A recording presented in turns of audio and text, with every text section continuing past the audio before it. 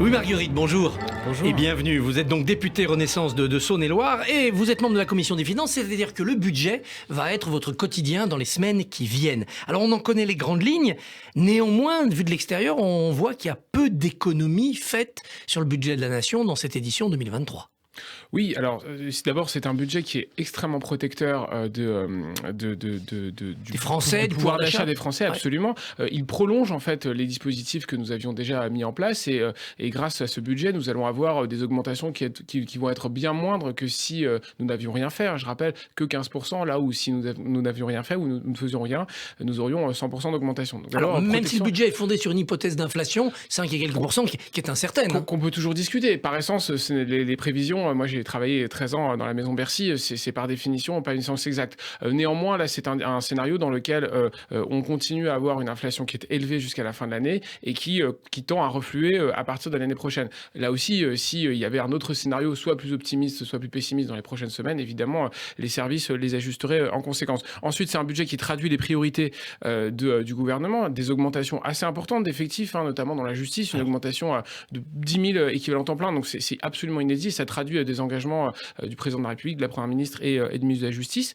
Et enfin, et vous avez raison de le souligner, un budget qui propose de contenir, et il a raison de le faire, de contenir le déficit à 5%. Et c'est extrêmement important parce que ça, c'est un enjeu de crédibilité. Et donc, effectivement, les prochaines semaines vont être l'occasion d'expliquer que, évidemment, il faut assez peu ajouter de dépenses, voire pas, et essayer de trouver aussi de nouvelles sources d'économie. C'est ce sur quoi nous travaillons d'ailleurs avec un certain nombre de députés de la majorité. Ça sera le travail de la Commission des Finances, trouver des sources d'économies complémentaires. Il faut que nous en trouvions, ne serait-ce que parce qu'il va y avoir beaucoup de propositions de dépenses, j'en doute pas, de la part de nos oppositions. Donc il faut que nous ayons... C'est très important de tenir cette trajectoire de déficit parce que c'est pas un dogme le 5% de déficit. C'était le déficit de l'année dernière, c'est celui que nous prévoyons, de cette année, pardon, c'est celui que nous prévoyons en 2023, mais ça permet de montrer que nous sommes capables de continuer la trajectoire des dépenses publiques et de tenir ces dépenses publiques dont je rappelle l'objectif c'est de revenir sous la barre des 3% à la fin du quinquennat. Donc c'est important et on est loin d'être les premiers de la classe en la matière, donc il faut effectivement qu'on s'astreigne à cet exercice. C'est difficile parce qu'il y a généralement assez peu de candidats à la réduction et encore une fois on parle réduction mais c'est sans doute des moindres augmentations. Souvent c'est cette définition que nous prenons, donc il faut que nous ayons cet exercice, ce travail de fond et moi je suis sûr que je compte sur l'intelligence collective pour y arriver. C'est le logement, les aides au logement qui vont payer les pots cassés ?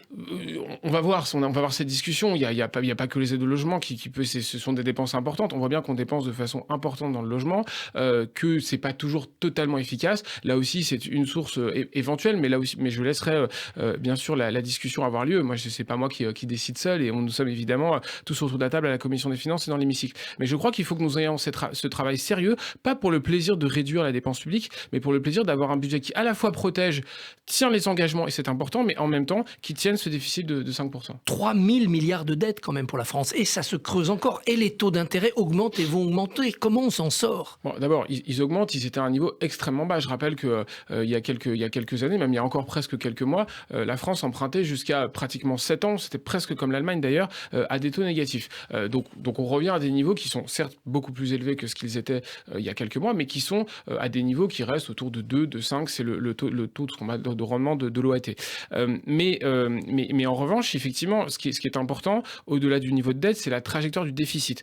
Et je pense que vis-à-vis de ceux qui nous prêtent, notamment sur les marchés des investisseurs, il faut que nous envoyions le signal que nous sommes en mesure d'abord de faire des réformes structurelles, nous allons y venir j'imagine. Avec les retraites notamment. Avec les retraites, la réforme du marché du travail, et que nous sommes en mesure de pouvoir contenir notre augmentation de dépenses publiques et en tout cas notre dépense publique. Alors, 10 000 postes de fonctionnaires créés. On se souvient qu'en 2017, le candidat Macron prévoyait 200 000 postes en moins. Fillon, c'était même 500 000.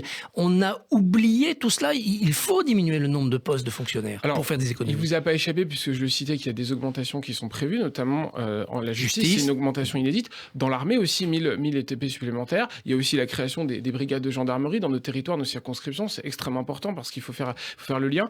Mais celle-là est compensée par en tout cas des non-remplacements de postes dans certains ministères, notamment c'est le cas du ministère de l'économie, qui rend depuis d'ailleurs plusieurs années, on rend des ETP ETP. C'est normal, tout est numérisé, les usagers font le travail. Je sais pas si c'est normal, mais il y a eu notamment la direction des finances publiques, des générales des finances publiques, qui a fait des gros efforts en la matière, qui est passé sous la barre des 100 000 ETP. Donc là-dessus, équivalent temps plein, oui. Équivalent temps plein, pardon. Donc là-dessus, il faut l'objectif qui a été fixé par la Première ministre, et ça a été rappelé par Bruno Le Maire et Gabriel Attal en audition lundi après-midi, c'est la stabilité de l'emploi public. Ce qui effectivement implique d'une part que nous augmentions l'endroit où on a mis les priorités, et c'est normal, et en particulier dans la justice, mais que ce soit compensé par des non-remplacements, des ajustements qui peuvent être absorbables par la puissance publique. Alors protéger les Français contre l'inflation, mais les inciter aussi à la sobriété. On a vu Bruno Le Maire porter le col roulé dans son bureau pour économiser le chauffage. Ça fait un peu gadget. Je sais pas si ça fait gadget, je pense pas. Ce qui est important, c'est d'envoyer le message que il faut tous que nous soyons concernés, parce que on peut pas être dans la mesure symbolique. Il y a eu toute la polémique au sortir de l'été sur les jets, etc. Je crois qu'il faut qu'on soit conscient que et d'ailleurs c'est ce qui va nous permettre de ne pas avoir de rupture pendant cet hiver. Et si on s'en tient aux prévisions plutôt assez prudentes du gouvernement, eh bien je pense qu'on peut faire ce pari-là. C'est justement de pouvoir un petit peu tous ensemble baisser la température de 1 ou 2 degrés, en tout cas arriver à cet objectif de 19 qui me semble être plutôt assez acceptable pour tout le monde. Pourquoi ? Parce que ça touche, ce sont des effets qui sont beaucoup plus efficaces que de toucher à telle ou telle mesure qui est extrêmement symbolique, qui n'aurait pas d'impact. On voit bien d'ailleurs que la quantité d'énergie que nous dépensons, elle est très liée d'abord à la température extérieure. C'est pour ça que par définition, et vous le disiez, les prévisions en général, elles ne sont pas sûres et certaines. Ça s'appelle une prévision. Mais du coup, ça doit être effectivement compensé, en tout cas nuancé par un effort raisonnable. Encore une fois, il ne s'agit pas de ne pas chauffer les bâtiments, jamais de la vie, il a été question de cela, mais en tout cas d'avoir un peu plus de sobriété. C'est tout l'enjeu du plan présenté par Agnès Pannier-Runacher. Ce budget, vous n'éviterez pas le 49.3 parce que les oppositions ne le voteront jamais.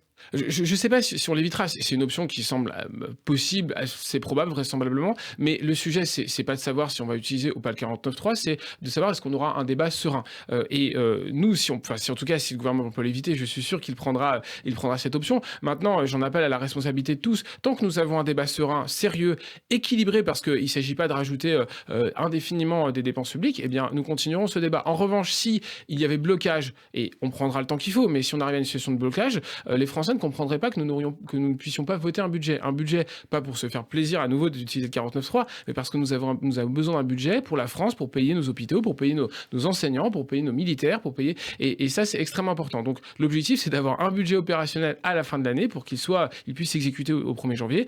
Si ça doit passer par le 49.3, c'est un outil à la disposition du gouvernement qui doit avoir lieu après un débat que nous commençons à avoir en commission et puis demain en hémicycle. Alors, il y a les réformes structurelles, vous les évoquiez. Ce soir, grand dîner politique autour du président de la République pour trancher normalement sur les retraites. Alors, est-ce que vous êtes partisan, vous, de repousser vite l'âge de départ à la retraite, 64 ou 65 ans, par un amendement au projet de loi de finances sur la sécurité sociale? D'abord, moi, je suis partisan de la réforme comme l'immense majorité, voilà. Si ce n'est ça fait l'unité de la majorité, mais la méthode, là, ça divise la majorité. Absolument. Moi, je suis partisan. Je pense que ce débat, on l'a eu d'abord pendant l'élection présidentielle, parce que d'ailleurs, on a reproché à l'élection présidentielle de ne pas avoir abordé suffisamment de débats. On ne peut pas dire que nous n'ayons pas abordé celui des retraites. Même si c'est resté flou, 64 ou 65 ans, le président a dit les deux. Ce sera tranché et le président donnera sa ligne. Mais rapidement, je pense que ce débat, on l'a eu et on l'a à chaque élection présidentielle. Pourquoi on fait une réforme des retraites et pourquoi on souhaite la faire?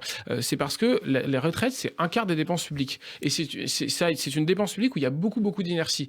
Donc, il n'y a pas 50 choix si on veut maintenir notre modèle social. Je ne crois pas qu'il y ait l'opportunité, en tout cas qu'on puisse réduire massivement les dépenses publiques. Quand je dis massivement, c'est plusieurs dizaines de milliards d'euros. Vous aurez toujours un candidat pour expliquer, quelqu'un pour vous dire que c'est pas le bon moment, c'est pas la bonne dépense. Donc, il y a l'autre option qui serait d'augmenter les impôts. C'est pas l'option que nous choisissons. Et je suis sûr que, en tout cas, moi, c'est le cas dans mon territoire, je suis sûr qu'il n'y a pas un Français qui accepterait de voir ses impôts augmenter. Donc, on va travailler. Troisième option, il faut augmenter la quantité de travail. La réforme des retraites est une des briques parmi d'autres, parmi celle de l'assurance chômage, il y aura la réforme de la formation. Et donc, il faut qu'on agisse sur tous ces leviers pour augmenter globalement, économiquement, la quantité de travail. Oui, mais comment? Et donc, comment est-ce qu'on fait un amendement au PLFSS? Tranché ce soir. Moi, je crois que la question de l'amendement, je ne vais pas dire qu'elle est totalement secondaire, mais honnêtement, c'est moins important que la capacité à. Moi, ça ne me choque pas si dès lors qu'on a un débat de quelques semaines pour expliquer d'abord aux Français clairement ce qu'on va faire, effectivement, l'âge, la durée de cotisation, les conditions de surcote et décote si je ne pars pas à l'âge prévu ou si je pars plus tard. On prend le temps du débat. En tout cas, je sais pas. Enfin, on prend quelques semaines pour expliquer et ensuite on y va. Si ça doit passer par un amendement, ça passera par un amendement. Si c'est un autre véhicule, trouvons un autre véhicule. Mais je pense qu'il faut la faire vite parce que ce sera le président de la République d'ailleurs nous l'a dit quand il nous a reçus à l'Élysée il y a maintenant quelques jours. Ce sera pas plus facile dans un an que maintenant. Donc il faut la faire en tout cas dans les prochaines semaines. Est-ce que c'est normal, comme on l'entend parfois dans la bouche de Gabriel Attal, chargé des comptes publics, de dire la réforme des retraites, ça va dégager des marges de manœuvre pour payer autre chose, la dépendance, la santé? Non, ça doit payer les retraites, rien d'autre. En fait, c'est un grand tout. Ça doit payer les retraites, évidemment, puisque c'est le principe de notre système de répartition, qui est d'ailleurs assez généreux, puisque ce sont les actifs qui, absolument, ce sont les actifs qui cotisent pour ceux qui sont déjà pris à la retraite, qui ont travaillé par le passé. Le sujet, c'est que le budget de l'État, à la fin, c'est quand même un grand tout. Ça génère de la dette publique, de la dette sociale. Donc là-dessus, ce que dit Gabriel Attal, il a parfaitement raison, c'est qu'il faut faire ces réformes de structure pour augmenter la qualité de travail et pour être en mesure de conserver notre modèle social qui est assez redistributif, et il n'est pas question d'ailleurs d'en changer les grandes lignes, mais qu'on doit pouvoir tenir, parce que à nouveau, je ne pense pas qu'il y ait beaucoup qui portent l'idée qu'il faut réduire très drastiquement les dépenses publiques. Moi, je pense qu'il faut les baisser et les contenir, mais pas dans des proportions qui nous seraient imposées si on ne faisait pas les réformes, et notamment celles des retraites et du marché du travail. Est-ce que vous jouez au foot?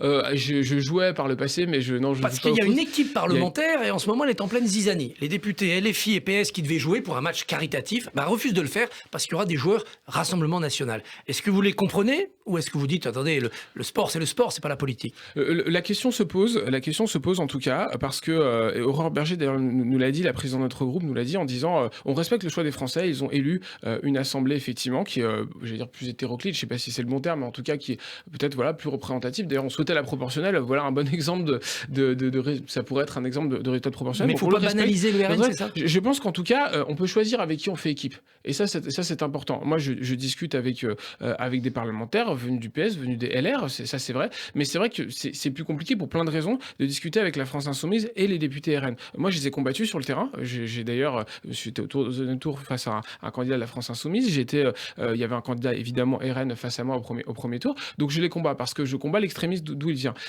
Donc effectivement il y a une question qui se pose, et en tout cas la présidente a demandé à ce que ceux qui étaient dans l'équipe ne soient pas en tout cas ne prennent pas part au match.